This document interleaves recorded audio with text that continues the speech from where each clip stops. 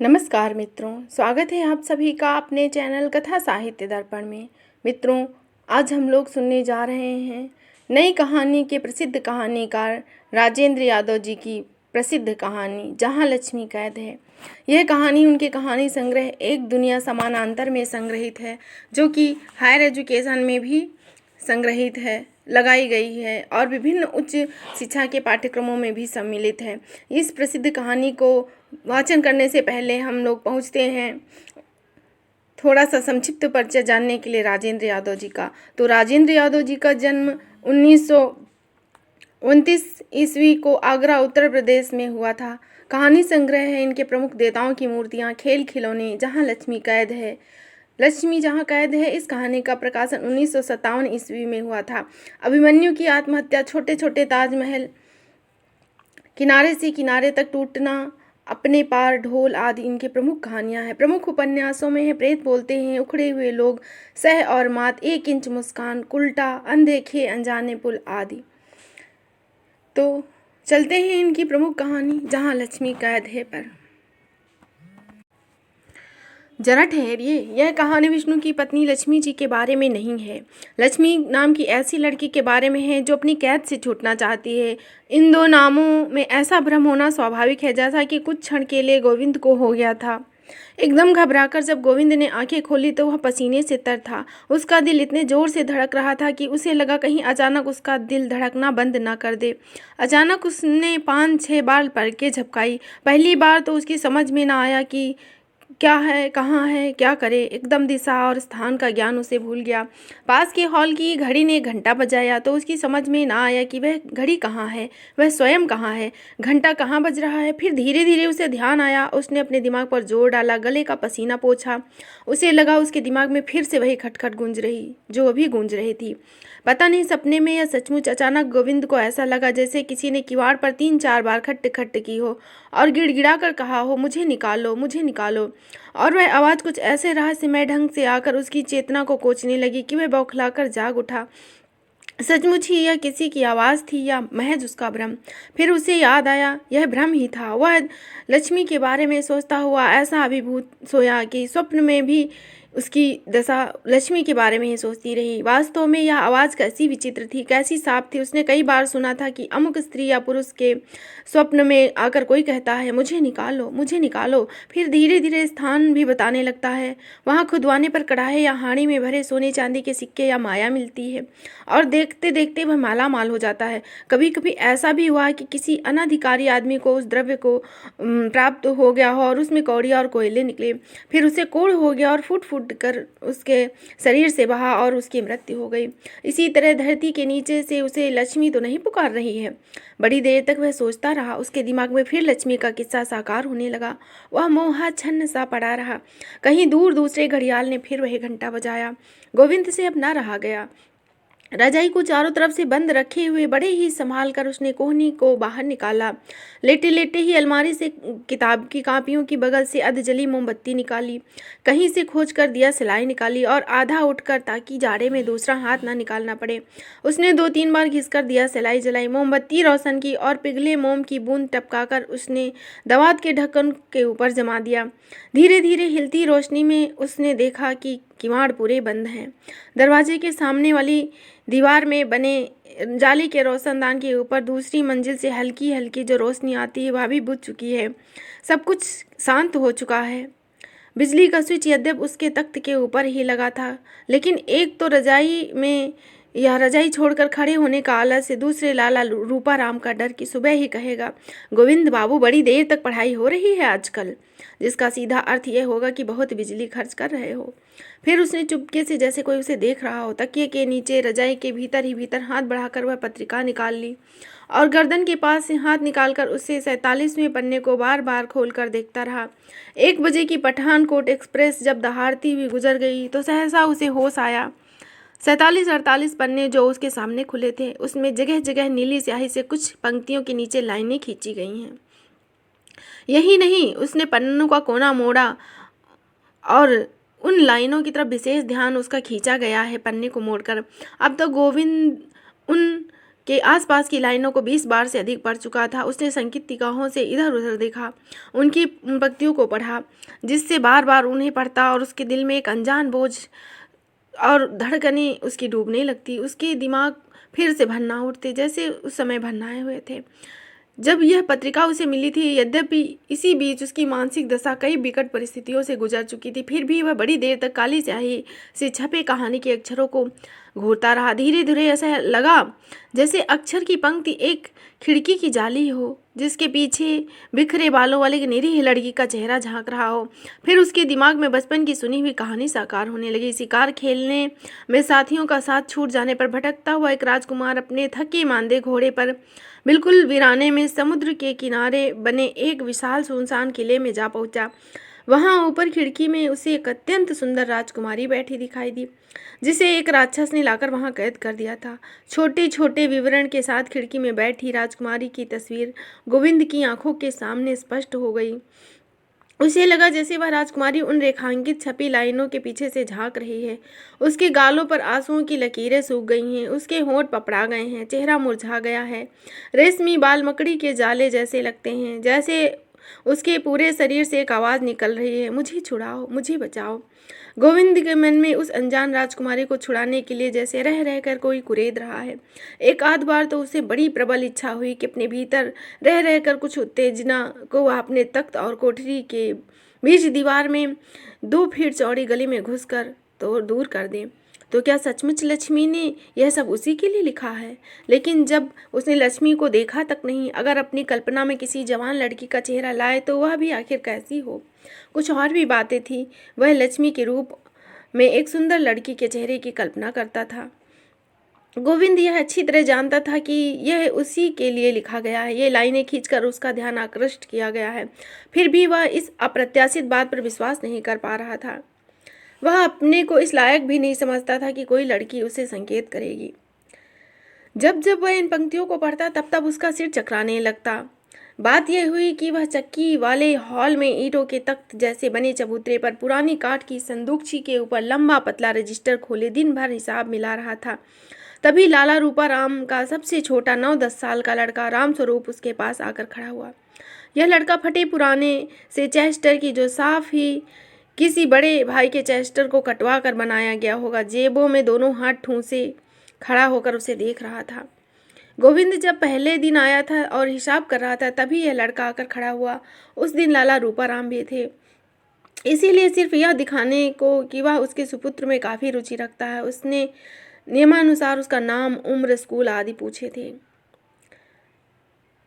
नाम राम स्वरूप, उम्र 9 साल, चुंगी प्राइमरी स्कूल में 4th क्लास में पढ़ता। फिर तो सुबह शाम गोविंद उसे चेस्टर की छाया से ही जानने लगा। शक्ल देखने की जरूरत ही नहीं होती। उसकी पाँव में बड़े पुराने किरमिच के जूते रहते, जिनकी फटी फटी निकली जीभों को देखकर उससे हमेशा दुम कटे कुत्ते की पूंछ का ध्यान हुआ था। थोड़ा देर उसका लिखना ताकते रहकर लड़के ने चेस्टर की बटनों के कसाव और छाती के बीच में रखी पत्रिका निकालकर उसके सामने रख दी। बोला, मुंशी जी, लक्ष्मी जीजी ने कहा है हमें कुछ पढ़ने को और दे दीजिए। अच्छा, कल देंगे, मन ही मन उसने भन्ना कर कहा। यहाँ कर आकर उसे मुंशी जी का नया किताब मिला है, यह सुनकर उसकी आत्मा खाक हो जाती है। मुंशी नाम के साथ एक कान पर कलम लगाए, गोल मैली टोपी पहने, पुराना कोट और मुड़े तुड़े आदमी की तस्वीर उसके सामने आ जाती। 20-22 साल का युवक, भला उसको यह सब क्यों अच्छा लगे? लाला रूपाराम उसी के गांव के हैं। शायद उसके पिता के साथ 2-3 जमात भी पढ़े हैं। शहर आते ही आत्मनिर्भर होकर पढ़ाई चला सकने के लिए किसी ट्यूशन इत्यादि छोटे पार्ट टाइम काम के लिए लाला रूपाराम के से भी वह मिला तो उन्होंने अत्यंत साहस से उसके मृत बाप को याद करके कहा, भैया तुम तो अपने ही बच्चे हो, जरा हमारी चक्की का हिसाब किताब घंटे आधे घंटे देख लिया करो और मज़े से चक्की के पास बनी कोठरी है उसी में पड़े रहो। आटे की यहाँ कमी नहीं है। अत्यंत कृतज्ञता से गदगद वह उनकी कोठरी में आ गया। पहली रात हिसाब लगाने लिखने का ढंग समझते हुए लाला रूपाराम मोतिया बिंद वाले चश्मे के मोटे मोटे कांच के पीछे मोर पंछी के चंदों सी दिखती आंखों और मोटे मोटे होंठों से मुस्कुराते रहे। उसका सम्मान बढ़ाने को मुंशी जी कह बैठे और वह चौंक पड़ा। लेकिन उसने निश्चय किया कि वहां जम जाने के बाद विनम्रता से वह इस शब्द का अनुरोध करेगा। कल ज़रूर दे दीजिएगा, रामस्वरूप ने फिर अनुरोध किया। हाँ भाई, ज़रूर दे देंगे, उसने दांत पीस कर कहा, लेकिन चुप ही रहा। अक्सर लक्ष्मी का नाम वह सुनता था। हालांकि उसकी कोठरी बिल्कुल सड़क के अलग किनारे की तरफ थी, लेकिन फिर भी पीछे की तरफ से जो जालीदार छोटा सा रोशनदान था, वह घर के भीतर नीचे की मंजिल के चौक में खुलता था। लाला रूपाराम का परिवार ऊपर की मंजिल में रहता था और नीचे सामने पंचक्की थी। कई फीट पीछे चीज़ों का स्टोर रूम था। इस लक्ष्मी नाम के प्रति उत्सुकता उसके लिए बहुत थी। चाहे वह कोठरी में हो या बाहर, पंचक्की के हॉल में या 5 मिनट भी उस नाम से वह भिन्न नहीं रह सकता था। सुनाई देता जैसे लक्ष्मी बीबी ने यह कहा, लक्ष्मी रुपए बीबी के पास हैं, चाबी लक्ष्मी बीबी को दे देना। और उसके जवाब में जो पतली तीखी अधिकारपूर्ण आवाज़ सुनाई देती। लेकिन स्वयं लक्ष्मी कैसी है, उसकी एक झलक भर देख पाने को उसका दिल कभी बुरी तरह तड़प उठता।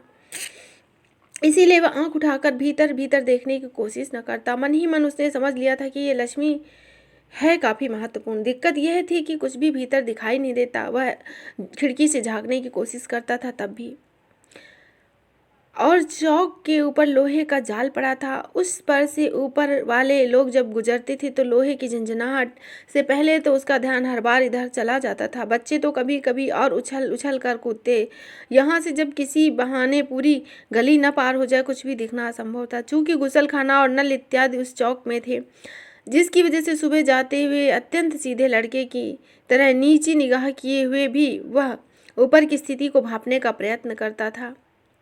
अपनी कोठरी का एकमात्र दरवाजा बंद करके तख्त पर चढ़ मकड़ी के जाले और धूल से भरे जालीदार रोशनदान से झांक कर उसने वहां की स्थिति जानने की भी कोशिश की।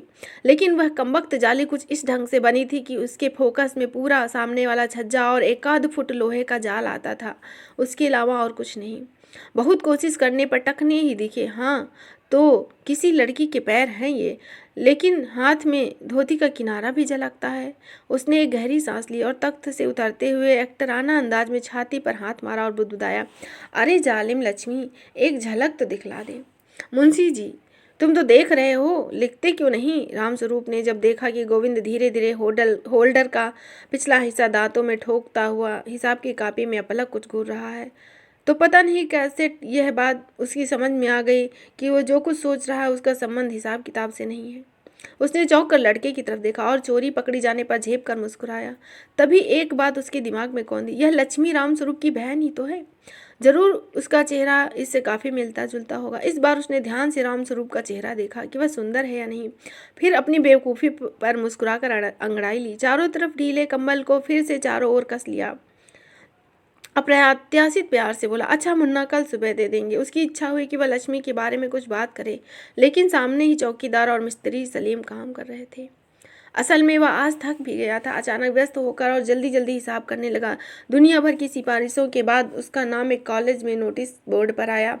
वह ले लिए गए लड़कों में से आते समय कुछ किताब और कॉपियाँ भी खरीद लाया।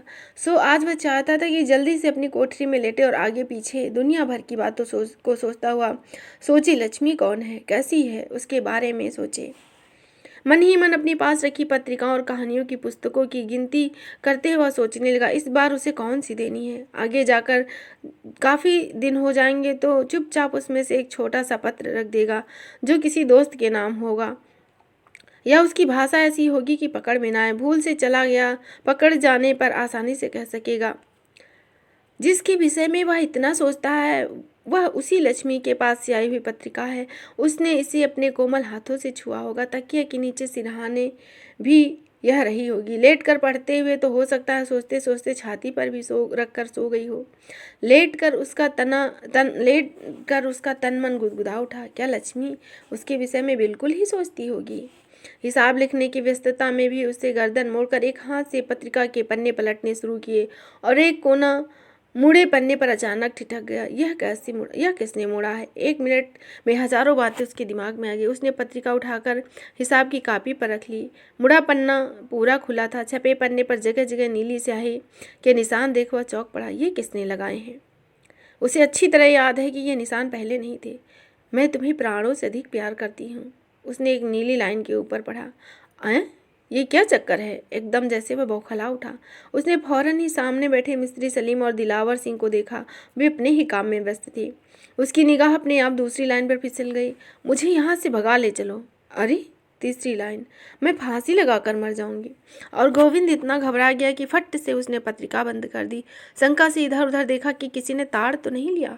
उसके माथे पर पसीना उभर आया, दिल चक्की की मोटर की तरह चलने लगा। पत्रिका ने उन पन्नों के बीच में उंगली रख उसने घुटने के बीच में छिपा लिया। कहीं दूर से दूसरे रंगीन कवर की तस्वीर को देखकर यह कमबख्त चौकीदार ही ना मांग बैठे। उन पंक्तियों को एक बार फिर देखने का दुर्निवार विचार उसके मन में हो रहा था, लेकिन हिम्मत नहीं पड़ी। उसने फिर पत्रिका निकाली, पूरी उलट डाली। नहीं, निशान वही है बस। वह उन 3 लाइनों को फिर से एक साथ पढ़ गया। उसे ऐसा लगा जैसे उसके दिमाग में हवाई जहाज बनना उठा हो। गोविंद का दिमाग चकरा रहा था, दिल धड़क रहा था। जो हिसाब लिख रहा था वह तो जैसे भूल ही गया। उसने कलम के पिछले हिस्से को कान के ऊपर खुजलाया, खूब आड़े गड़ाकर जमा और खर्च के खानों को देखने की कोशिश की, लेकिन बस नस नस में सनसन करती कोई चीज़ दौड़े जा रही थी। उसे लगा जैसे उसका दिल फट जाएगा, आतिशबाजी के अनार की तरह दिमाग फट पड़ेगा। अब वह किससे पूछे ये सब निशान किसने लगाए? क्या यह सचमुच लक्ष्मी ने लगाए हैं? इधर मधुर सत्य पर विश्वास नहीं हो रहा है। मैं चाहे उसे न देख पाया हूँ, उसने जरूर ही मुझे देख लिया होगा। अरे ये लड़कियाँ बड़ी तेज होती हैं। गोविंद की इच्छा हुई उसे इसी सर शीशा मिल जाए और लक्ष्मी की आंख में एक बार अपने आप को देखे, कैसा लगता है। लेकिन यह लक्ष्मी है कौन? विधवा, कुमारी, विवाहिता, परित्यक्ता, कितनी बड़ी है, कैसी है? उसकी नस नस में एक प्रबल मरोड़ उठने लगी। अभी उसे उठे और दौड़कर भीतर के आंगन की सीढ़ियों से धड़ाधड़ चढ़ता हुआ ऊपर जा पहुंची। लक्ष्मी जहाँ भी है, जिस कमरे में बैठी है, उसके दोनों कंधे झकझोर कर पूछे, लक्ष्मी, लक्ष्मी, ये तुमने क्या लिखा है? तुम नहीं जानती मैं कितना भागा हूँ। मैं कतई इस सौभाग्य के लायक नहीं। और सचमुच इस अप्रत्याशित सौभाग्य से गोविंद का हृदय इस तरह पसीज उठा, उसकी आंखों में आंसू आ गए। डोरी से लटकते हुए बल्ब को अपलक देखता हुआ वह अपने अतीत और भविष्य की गहराइयों से उतरता हुआ चला गया। फिर उसने धीरे से अपने कोरों में आंसुओं को उंगली पर लेकर इस तरह झटक दिया जैसे देवता पर चंदन चढ़ा रहा हो। पत्रिका अभी भी वह हाथ में पकड़े था।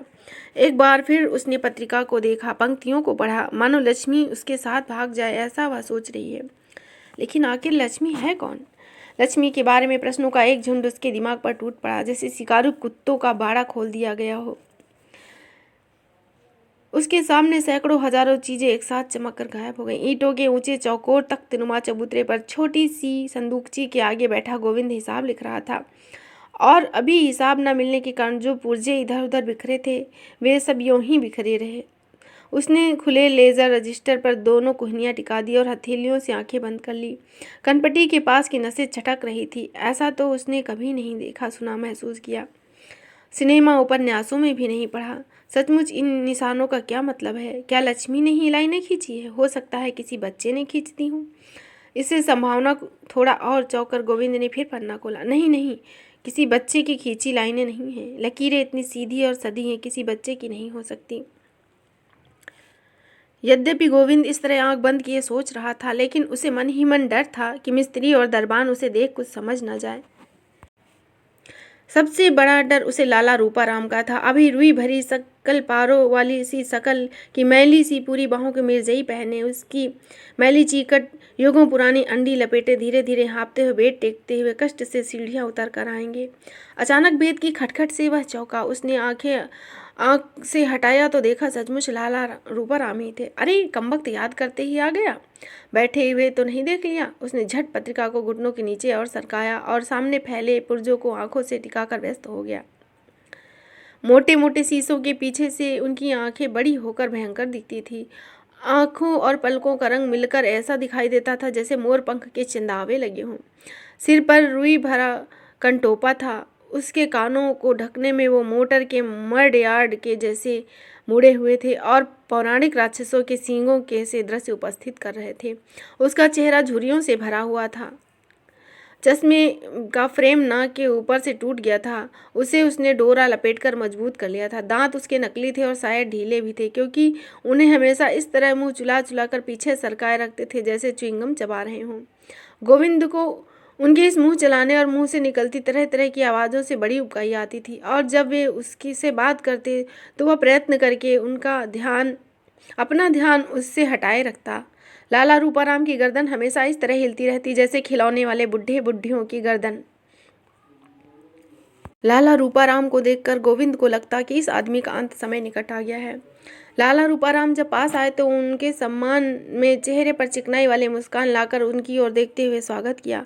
ईंटों के चबूतरे पर लगभग 200 स्याही के दाग और छेद वाली दरी पर रामस्वरूप ने उससे सटकर खड़े होने से एक मोटी सी सिकुड़न पड़ गई। उसकी हाथ ठीक करने से उसने कहा, लाला जी बैठिए। लाला जी ने हाँफते हुए बिना बोले इशारा कर दिया, नहीं नहीं ठीक है, और वे टीन की कुर्सी पर ही उसकी ओर मुँह करके बैठ गए और हाँफते रहे। असल में उन्हें सांस की बीमारी थी और हमेशा प्यासे कुत्ते की तरह हाँफते रहते थे। उनके वहां आने से एक बार गोविंद कांप उठा, कहीं कमबख्त को पता तो नहीं चल गया, कुछ पूछने ताछने ना आया हो। उसका दिल धसक चला। रूपाराम अभी भी हाँफ रहे थे। गोविंद सिर झुकाए हिसाब किताब जोड़ता रहा। आखिर स्थिति संभालने की दृष्टि से उसने कहा, लाला जी आज मेरा नाम आ गया कॉलेज में। अच्छा, लाला जी ने खांसी के बीच में कहा। वह एक हाथ से डंडे को धरती पर टेके था, दूसरे हाथ में कलाई पर गोमुखी बंधी थी। वातावरण का बोझ बढ़ता ही जा रहा था कि एक घटना हो गई।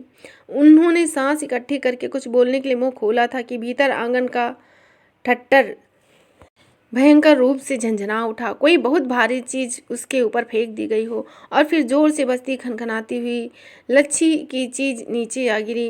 उससे चिमटा, संडासी और फिर उसे ऐसा लगा जैसे कोई बाल्टी, कड़ाही, तवा इत्यादि निकालकर ठट्टर पर फेंक रहा हो। कोहराम और कोलाहल भीतर सुनाई दिया और आग लग गई हो। गोविंद झटक कर सीधा हो गया। कहीं सचमुच आग वाग तो नहीं लग गई? उसने प्रश्न सूचक दृष्टि से चौंक कर लाला की तरफ देखा। वह आश्चर्य से अवाक रह गया। लाला परेशान जरूर दिखाई दे रहा था, लेकिन कोई भयंकर घटना हो गई हो और उसे दौड़ कर जाना चाहिए, ऐसी कोई बात उसके चेहरे पर नहीं थी। मिस्त्री और चौकीदार दोनों दबे व्यंग से एक दूसरे की ओर देखते हुए मुस्कुरा रहे थे और निगाहें लाला की ओर फेंक रहे थे। किसी को कोई खास चिंता नहीं थी। भीतर कोलाहल बढ़ रहा था, चीजें फिक रही थी और ठट्टर की खड़खड़ाहट, घनघनाहट गूंजती जा रही थी। आखिर ये क्या हो रहा है? उत्तेजना से उसकी पसलियां तड़कने की आवाज हुई। वह लाला से पूछने ही वाला था कि क्या है, तभी बड़े कष्ट से हाथ की लकड़ी पर सारा जोर देकर वह उठ खड़ा हुआ और घिसटता था, जहां आया था वहीं चला गया। जाते हुए पलटकर धीरे से उसने किवाड़ बंद कर दिया। मिस्त्री और चौकीदार ने मुक्त होकर गर्दन ढीली की। लाला का पीछा करती गोविंद की निगाहें अब उन लोगों की ओर मुड़ गई। अब उससे नहीं रहा गया। वह खड़ा हो गया और मुर्गी के पंखों की तरह कंबल को बाहों से फड़फड़ा कर निकाल उसने पत्रिका को देखा और चबूतरे से नीचे उतर आया। थोड़ी देर यूं ही असमंजस में खड़ा रहा, फिर उसने दरवाजे तक गया और कुछ सुनाई दिए। कोलाहल में 4-5 आवाजें एक साथ किवाड़ की दरार से घुटी घुटी सी सुनाई दे रही थी। उनमें से सबसे तेज आवाज़ वही थी जिसे उसने लक्ष्मी की आवाज़ समझ रखा था। हे भगवान, क्या हो गया? कहीं कोई गिर तो नहीं गया? कहीं आग तो नहीं लग गई? सांप बिच्छू ने तो नहीं काट लिया? लेकिन जिस तरह से लोग खड़े दिख रहे थे उससे तो ऐसा लग रहा था जैसी कोई खास बात नहीं है। यह कमबख्त किवाड़ क्यों बंद कर गया? इस वक्त टट्टर इस तरह धमधमा रहा था जैसे उस पर कोई तांडव कर रहा हो। वह ऊंची चीखती महीन आवाज में नारी कंठ, जिसे लक्ष्मी की आवाज वह समझता था, इतनी तेज और जोर से बोल रहा था कि लाख कोशिश करने पर भी कुछ समझ नहीं सका। परेशान क्यों हो रहे हो बाबू? चौकीदार की आवाज सुन वह एकदम खड़ा हो गया। मुस्कुराता हुआ कह रहा था, आज चंडी रेत रही है। उसकी इस बात पर मिस्त्री हंसा। इस बड़े कमरे या छोटे हाल में हर चीज आटे का महीन पाउडर छाया हुआ था। एक और आटे में नहाई चक्की काले पत्थर पर बने हाथी की तरह चुपचाप खड़ी थी और उसका पिसे आटे को संभालने वाला गिलाफ हाथी की सूंड की तरह लटका हुआ था। उसी की सीध में दूसरी दीवार के नीचे मोटर लगी थी, जहां से एक चौड़ा पट्टा चक्की को चला रहा था। इतने हिस्से में सुरक्षा के लिए एक रेलिंग लगा दी गई थी। हड्डियों के क्रॉस के नीचे खतरा भी लिख दिया गया था। उसके चबूतरे की बगल में ही छत से जाली जंजीर में एक बड़ी लोहे की तराजू और कथाकली की मुद्रा में एक बाह ऊंची किए हुए लटक रही थी। यद्यपि लाला रूपाराम अक्सर चौकीदार को डांटते रहते थे कि रात में उसे उतार कर रख दिया करे, लेकिन किसी न किसी दिन आधी रात तक चक्की चलती। दफ्तर दुकान वाले तो सुबह 5 बजे से ही आने लगते। उस समय बर्फ जैसी ठंडी तराजू को छूना और टांगना दिलवार सिंह को अधिक अच्छा नहीं लगता था। वह उसे यह कहकर लटका रहने देता कि लड़ाई में सुबह ही सुबह काफ़ी ठंडी बंदूकें लेकर मोर्चा और परेड कर लिया। अब जिंदगी भर क्या ठंडा लोहा ही छूना उसकी किस्मत में बधा है, इसीलिए वह उसे टंगे ही रहने देता। हालांकि ठीक बीच में होने के कारण जब दरवाज़ा खोलता तो खुद ही टकराता, उलझता। उसने और मिस्त्री के बीच में एक भरोसी जल रही थी। जब कभी ध्यान आ जाता तो पास रखे कोयले लकड़ी में कुछ डाल देते और कभी कभी अत्यंत निष्प्रहता से हाथ या पांव उस दिशा में बढ़ाकर गर्मी सोखता। सलीम सिर झुकाए गर्म पानी की बाल्टी में ट्यूब डुबा डुबा कर उसके पंक्चर देखने में व्यस्त था। उसके आसपास 10-12 काले ट्यूब, रबड़ की कर्तनें आदि पड़ी हुई थी। जब गोविंद उसके पास आया तो वह सिर झुकाए ही हंसता हुआ ट्यूब के पंचर को पकड़कर कान में लगी कॉपी इंक पेंसिल को थूक से गीला करते हुए निशान लगाता हुआ जवाब दे रहा था। यह कहा जमादार साहब ने। फिर एक बाह को जरा तिरछी करके बोला, लाला कुछ नामा ढीला करें तो उसकी लड़की पर जिन का साया है, उसका इलाज तो हम अपने मौलवी बदरुद्दीन साहब से मिनटों में करा दें। गोविंद का माथा ठनका।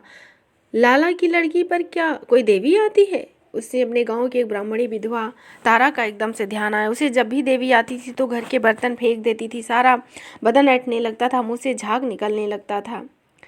कौन लड़की है लाला की? लक्ष्मी तो नहीं? भगवान करे लक्ष्मी ना हो। उसका दिल आशंका से डूबने लगा और कहीं दूर से हल्की रोने की आवाज़ सुनाई दे रही थी। शायद किसी को दौड़ा ओड़ा तो आ नहीं गया, तभी तो ये सब लोग निश्चित हैं। गोविंद को सुनाकर चौकीदार बोला, नामा तुम भी यार मिस्त्री किसी दिन बेचारे बुढ़े का हार्ट फेल कराओगे। और बेटा इस जिन का इलाज तुम्हारे मौलवी के पास नहीं है, समझे? वह तो हवा ही दूसरी है। आओ बाबूजी बैठो। चौकी ने बैठे बैठे स्टूल की तरफ इशारा किया। असल में वह गोविंद को बाबूजी जरूर कहता था, लेकिन उसके विशेष आदर उसके मन में नहीं था। एक तो गोविंद कस्बे से आया था और उस शहर में चौकीदारी करते हुए नगद 20 साल, दूसरे वह फौज में रहा और कैरो तक घूम आया था। अनुभव और तहजीब सभी में वह गोविंद से ज़्यादा था, इसीलिए वह ज़्यादा उसका सम्मान नहीं करता था। मिस्त्री ने सिर उठाकर उसे देखा और चौकीदार की मुस्कुराती हुई नज़रों से आंखें मिलाई। उसने अपनी खिचड़ी मूँछों पर हाथ फेरते हुए कहा, कुछ नहीं बाबूजी, जो ऊपर चीज़ किसी बच्चे ने गिरा ही दी होगी। मिस्त्री ने कहा, जमादार साहब झूठ क्यों बोलते हो? साफ साफ क्यों नहीं बता देते? अभी क्या इनसे छिपा रहेगा? तू खुद क्यों नहीं बता देता? चौकीदार ने कहा और जेब से बीड़ी का बंडल निकाल लिया। कागज नोचकर आटे की लोई बनाने की तरह उसे ढीला किया। फिर एक बीड़ी निकाल मिस्त्री की ओर फेंक दी। दूसरी तरफ दोनों ने फूका। तुझे नहीं मालूम क्या? इन दोनों की चुगल से गोविंद को झुलझुलाहट हो रही थी। उसे लगा कि दाल में कुछ काला है जिसे लोग टाल रहे हैं। मिस्त्री जीभ निकाले पंक्चर के स्थान पर रेगमाल से घिस रहा था, जो अपनी जीभ को निकालकर ऊपर के होंठ की तरफ मोड़ लेता था, और उसकी चांद के बीच में उभरे हुए गंजे को देख गोविंद ने सोचा, गंजापन तो रईसी की निशानी है, लेकिन यह कम्बख्त तो आधी रात को यह पंचर जोड़ रहा है। ये इतने ट्यूब का है कि? जरा आत्मीयता जताने के लिए गोविंद ने पूछा। हालत तो सचमुच उसकी बड़ी खराब थी। आपको नहीं मालूम? इस बार काम छोड़ मिस्त्री ने गोविंद से को पूछा। यह आपके लाला जी के जो 2 दर्जन रिक्शे चलते हैं उनका कूड़ा है। यह तो होता ही नहीं कि इतने रिक्शे हैं, रोज टूट फूट मरम्मत तो होती ही रहती है। हमेशा के लिए लगा ले एक मिस्त्री दिन भर की छुट्टी हुई सो तो नहीं, ट्यूब टायर मेरे सिर के हैं। बाकी टूट फूट मिस्त्री अली अहमद ठीक करते हैं। फिर उनसे ही पूछा, आप बाबूजी नए हो क्या? हाँ, 2-3 दिन ही तो हुए हैं, मैं यहाँ पढ़ने आया हूँ, गोविंद ने कहा। उसके पेट में खलबली मच रही थी। तभी तो मिस्त्री बोला, तभी तो आप यह सब पूछ रहे हैं। रात को इनका हिसाब रखते हैं ना? हाँ, थोड़े दिनों में आप भी फजरबंद को भी अब से पढ़वाएगा। और फजरबंद शब्द में जो व्यंग उसे सुनाई दिया, उसे खुद ही प्रसन्न होकर मुस्कुराते हुए चौकीदार ने 2 बीड़ी सुलगाई। नहीं, सच में मुझे कुछ नहीं मालूम, गोविंद ने जरा आश्वासन के स्वर में कहा। इन लाला के तो पिता ही यहाँ चले आए थे ना, सो हम लोगों को कुछ नहीं मालूम। बताइए ना क्या बात है? गोविंद ने आदरपूर्वक उसामत के लहजे में कहा। शायद उसकी जिज्ञासा व्याकुलता से प्रभावित होकर मिस्त्री बोला, अजी कुछ नहीं, लाला जी की बड़ी लड़की है ना, जो उसे मिर्गी का दौरा आता है। कोई कहता है उसे हिस्टीरिया है, पर हमारा तो कयास है कि बाबूजी दौरा वौरा नहीं है, उस पर किसी आसेब का साया है। बेचारी को कुछ होश नहीं रहता। विधवा है? जल्दी से बात कर, गोविंद ने धक धक करते दिल से पूछा। हाय, लक्ष्मी ही ना हो। इस बार पुनः दोनों की निगाहों को आपस में टकराकर मुस्कुराना उसे छिपा ना रह सका। अजी, इसने उसकी शादी ही कहाँ की जो विधवा होगी? नाम क्या है? गोविंद से ना रह गया। लक्ष्मी? लक्ष्मी? उसके मुंह से सहसा निकल गया और जैसे एकदम उसकी सारी शक्ति किसी ने सोख ली। जिज्ञासा और उत्तेजना से शरीर ढीला पड़ गया। चौकीदार इस बार अत्यंत रहस्यमय ढंग से हंसा, जैसे कह रहा हो, अच्छा तुम भी जानते हो? गोविंद के मन में स्वाभाविक प्रश्न उठा, उसकी उम्र क्या होगी? लेकिन चौकीदार ने पूछा, तो सचमुच बाबूजी आप इनके घर के बारे में कुछ नहीं जानते? नहीं भाई, मैंने बताया तो। लेकिन लक्ष्मी का किस्सा तो सारे शहर में मशहूर है। चौकीदार बोला, आप शायद नए हैं, यही वजह है। अरे लो, यह कोई पूछने की बात, इसमें छिपाना क्या, यहाँ रहेंगे तो कभी न कभी जान ही जाएंगे। अच्छा तो फिर सुन लो यार, तुम भी क्या कहोगे, चौकीदार ने आनंद में आकर कहना शुरू किया। लामुहाला जो कंजूस होगा वो रईस तो होगा ही, मिस्त्री बोला। नहीं मिस्त्री साहब, पूरा किस्सा सुनना हो तो बीच में मत टोकिए, चौकीदार ने हस्तक्षेप से नाराज होकर कहा। अच्छा सुनाओ, मिस्त्री मुस्कुराया। इसकी यह चक्की है ना, सहालगों में इस पर हजारों मन पिसता है, वैसे भी 200-250 मन तो कम से कम पिसता ही है रोज। अफसरों और क्लर्कों को कुछ खिला पिलाकर लड़ाई के ज़माने में इसने मिलिट्री से कुछ ठेके ले लिए थे। आप भी दिनों को देखते, लक्ष्मी फ्लोर मिल के हल्ले बोरे यूं चुने रहते थे जैसे मोर्चे के लिए बालू भर भर के रखे गए हों। इसमें इसने खूब रुपया पीटा, मिलिट्री के गेहूं बेच दिए औने पौने भाव में और उसमें खड़िया मिला दी। पिसाई के उल्टे सीधे पैसे तो इसने इतने मारे कि ब्लैक 420 चोरी क्या क्या नहीं किया इसने अलावा। इसके बेटे उसे संभालते हैं, 25-30 रिक्शे और 5 मोटर ट्रक चलते हैं, शायद गांव में भी काफ़ी ज़मीन ले रखी है। एक काम है साले का, इतना तो हमें पता है कि बाकी इसकी असली आमदनी तो कोई और भी नहीं जानता। कुछ ना कुछ करता ही रहता है, भगवान ही जाने, दिन रात किसी न किसी तिकड़म में लगा रहता है। करोड़ों का असामी है और सबसे ताजुब की बात यह है कि सिर्फ 25-26 साल में जमा की हुई रकम है इतनी सारी। हर बात के उतार चढ़ाव के साथ उसकी आंखें और चेहरे की भावभंगिमाएं बदल जाती। उनकी बातें गैर और अरुचि से सुनते हुए गोविंद के मन में एक बात टकराई, लक्ष्मी को दौरे आते हैं, कहीं ऐसा तो नहीं कि उसने जो ये निशान लगाए वह भी दौरे की दशा में ही लगा दिए हैं। उसे बड़ी निराशा, फिर भी उसने आश्चर्य से पूछा, सिर्फ 25-26 साल? नई बीड़ी जलाते हुए चौकीदार ने जोर से सिर हिलाया। और लक्ष्मी की उम्र क्या होगी? और कंजूसी की तो हद है, आपने देख ही लोगी, बुढ़ा गया, सांस का रोग हो रहा है, सारा बदन कांपता है लेकिन एक पैसा नहीं खर्चा करता। कमर में धोती आधी पहने आधी बदन में लपेटे, जाड़ा हुआ तो यही ड्रेस, बस इसी में पिछले 10 साल से देख रहा हूँ। सफ़ेदी ना कराना, हमेशा यही ध्यान रहता है कौन कितनी बिजली खर्चा कर रहा है, कंजूस कहीं का। लड़का है सो उसे मुफ्त के चुंगी स्कूल में डाल रखा है, लड़की घर पर बैठा रखी है, एक एक पैसे के लिए घंटों रिक्शे वालों से बहस करता रहता है, चक्की वालों की नाक में दम कर रखा है, 20 रुपए का आटा रोज होटलों में बेचता है। सो अलग, जिस दिन से चक्की खुली है आटा बाजार से नहीं आया है, किसी आने जाने वाले के लिए कुर्सी तक नहीं रखी, पान सुपारी की तो बात ही दूर है। यही उम्र होने को आई है, सुबह से शाम तक बस पैसे के पीछे हाय हाय करता रहता है। छुट्टी हो कुछ भी हो, लेकिन लाला रूपाराम अपनी धुन में मस्त, नौकरों को कम से कम देना पड़े इसके लिए वह खुद ही काम कर लेता है। बच्चे कितने हैं? चौकीदार की इन बेकार की बातों में बहकते हुए देख उसने सवाल किया। उसी बात पे आता हूँ, चौकीदार ने इत्मीनान से कहा। सच बाबूजी, मैं यह देख देख कर हैरान हूँ कि इस उम्र तक तो उसने इतनी दौलत जुटाई है, अब इस कमबख्त को क्या करेगा इसका। जो लोग जमा करते हैं बैठ कर भोगे, यह राक्षस तो जमा करने में ही लगा रहता है, हाय हाय मचाए रखता है। सचमुच बाबूजी, जब कभी सोचता हूँ तो बेचारे पर बड़ी दया आती है। देखो आज की तारीख में यह बेचारा भाग दौड़ लू धू की चिंता कर पैसे जमा करने में जुटा हुआ है, कल यह मर जाता है तो यह सब किसके लिए जमा किया है। बेचारे के साथ कैसी लाचारी है, मर मर कर जी कर नौकरों की तरह जमा किए जा रहा है, ना खुद खा सकता है ना देख सकता है, कोई दूसरा छू भी ले जैसे धन के ऊपर बैठा साहब, खुद उसे खा नहीं सकता, खाने को तो खैर देगा ही क्या, उसकी रखवाली करना और जोड़ना। लाला रूपाराम के प्रति दया से भावभूत हो चौकीदार ने गहरी सांस ली, फिर दूसरे ही छरदाट किटकिटाता हुआ बोला, और अभी मन होता है छुरा लेकर साले की छाती पे जा चढ़ो और मुरब्बे के आम की तरह गोद दूं। जो अपने बच्चों को खिला नहीं सकता पिला नहीं सकता, ऐसे धन का क्या करेगा। इसके कितने बच्चे हैं? गोविंद ने फिर अधीर होकर पूछा। असल में वह चाहता था कि दार्शनिक उद्धारों की बातें छोड़ वह मूल विषय पर आ जाए। वर्णन में बह जाने पर अपनी कमजोरी पर चौकीदार मुस्कुराया। इसके बच्चे हैं 4, बीबी मर गई है, बाकी किसी नाते रिश्तेदार को झांकने नहीं देता, ऊपर तो कोई नौकर भी नहीं है, बस एक मरी मराई सी बुढ़िया पाल रखी है। लोग बड़े भाई की बीवी बताते हैं, बस वह सारी देखभाल करती है, और किसी को मैंने साथ न देखा। खुद के 3 लड़के 1 लड़की, 2 बड़े लड़के तो साथ नहीं रहते। इस बार मिस्त्री बोला। हाँ, वो लोग अलग ही रहते हैं, दिन में 1 आध चक्कर लगा लेते हैं, जूते का कारखाना देखता है, दूसरा साबुन का। एकदम गोविंद के मन में आया, लक्ष्मी और वह ऊपर से नीचे तक सिहर उठा। कौन लक्ष्मी? उसके मुंह से फिर निकला। जी हाँ, उसी की बदौलत तो यह सारा खेल है। वही तो इस भंडारे की चाबी। वह न होती तो यह ताम झाम आता कहाँ से? उसने तो इसके दिन ही पलट दिए, नहीं तो था क्या इसके पास? इस बार चौकीदार ने ऐसे झटके से कहा जैसे किसी रहस्य की चाबी दे दी हो। कैसी भाई कैसे? गोविंद पूछ बैठा। उसका दिमाग चकरा रहा था। यह क्या विरोधाभास है? उसकी व्याकुलता पर चौकीदार फिर मुस्कुराया और बोला, बाप तो इसका ऐसा रईस है, फिर भी वह कच्ची गृहस्थी छोड़कर मर गया। ज़्यादा 1000 रुपया इन दोनों भाइयों के पल्ले पड़ा होगा। शादियाँ हो चुकी थी और सारा कारोबार नहीं था कुछ। पहले तो उसकी भी हालत डामाडोल थी, लेकिन सुनते हैं जब से उसकी लड़की गौरी पैदा हुई तो उसकी हालत संभल गई। उसी के यहाँ काम करता था, मियाँ बीबी वहीं पड़े रहते थे। ऐसा कुछ उस लड़की का पाँव आया कि लाला रोचूराम सचमुच में लाला हो गए। इन दोनों बड़े बूढ़ों का कहना है कि लड़की उनके खानदान में भगवान होती है।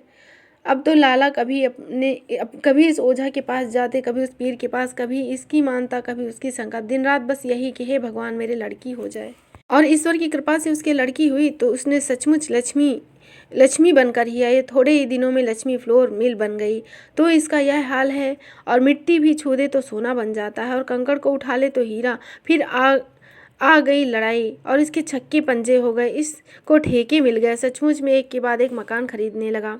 सामान लाने ले जाने वाले ट्रक आए। इधर रोचूराम भी फल रहा था और दोनों भाई गर्व से कहते, हमारे यहाँ लड़कियाँ लक्ष्मी बनकर आती है।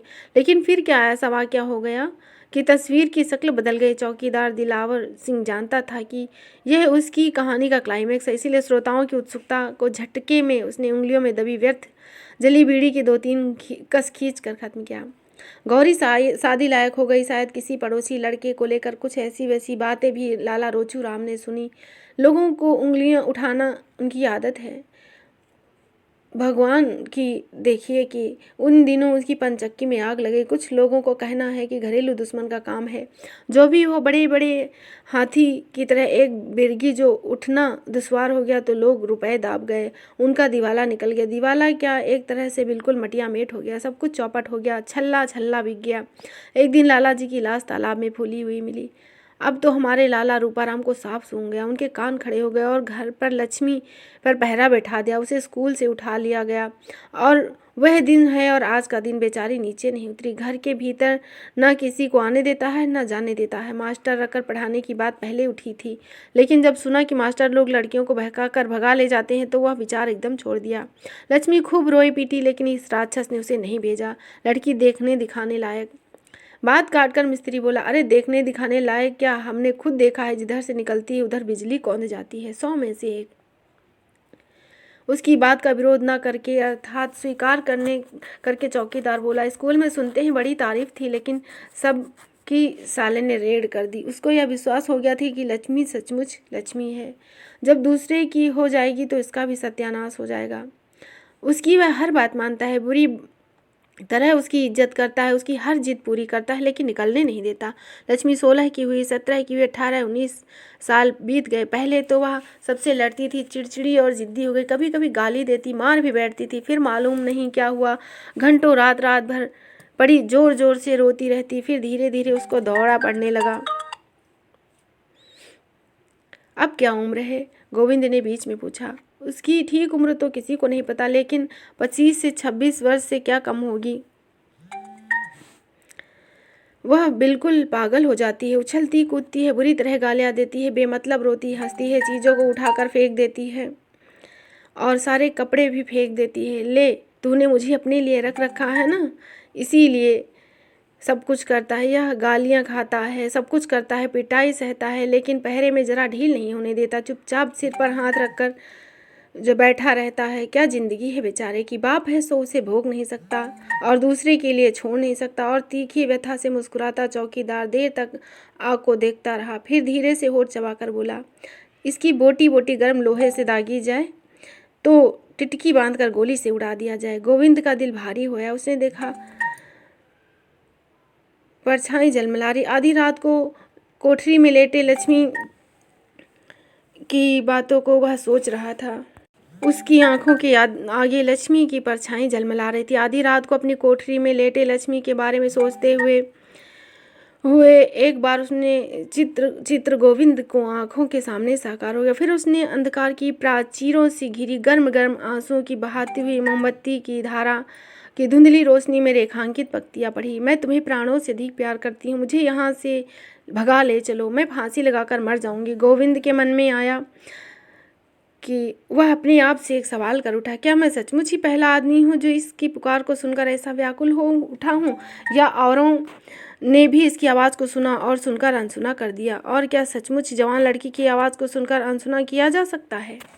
तो इस तरह आपने सुना डॉक्टर राजेंद्र प्रसाद जी की प्रसिद्ध कहानी जहाँ लक्ष्मी कैद है। आशा है आपको यह अवश्य ही पसंद आई होगी। तो फिर मिलेंगे एक नए तथ्य के साथ, तब तक के लिए धन्यवाद। जय हिंद, जय हिंदी।